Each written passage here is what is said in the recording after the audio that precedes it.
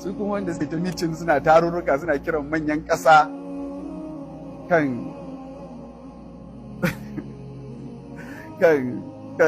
sai na tashi a kujerar da nake, su kwantar da hankalinsu wallahi, su kwantar da hankalinsu. Wannan kujeran biyayya ta sa muke zaune a kanta, wallahi biyayya ta sa muke zaune a kanta. Kuma idan wanda suka zaunar da mu a kai suka tashe mu suka ce mu koma sharan masallaci, muna fatan Allah ya ba mu ikon biyayya gare su. Kar su damu, na? Kar su damu, gaskiya kar su damu, su daina damun kansu da wannan kiran manyan ƙasa da zuwa wajen wane da shirya meetings da sauransu. Wallahi su huta, wallahi su huta. Idan da abin da suke son gani in Allah ya nufa za su gan shi.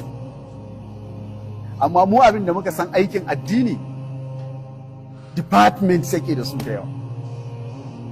Mu kuma fatanmu duk inda Allah ya aje mu, mu kyautata bauta wa Allah a wannan wajen, mu kyautata watan amfani da ni'iman wannan damar da Allah ya bamu a wannan wajen.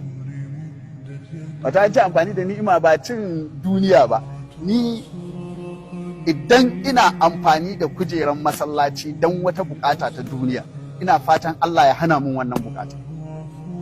Ina fatan Allah kar ya biya mun, kar ya bani.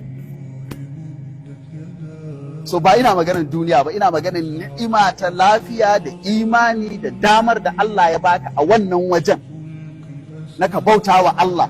To Allah ya ba mu ikon kyautata amfani da wannan dama a duk department din da'awa da muka sani.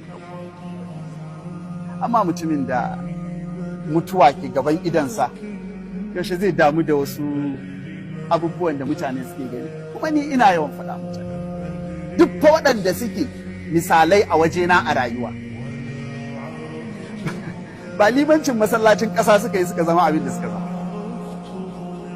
Duk waɗanda nake koyi da su a rayuwa ba wai limancin masallacin ƙasa suka yi suka kai inda suka kai yanzu ko a rayuwarsu.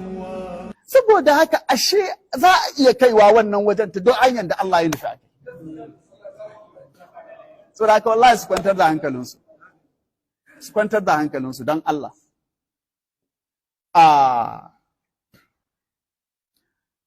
Ni ban ga abin tsola ido cikin wannan hidimar ba, wallahi ban ga abin tsola ido ba.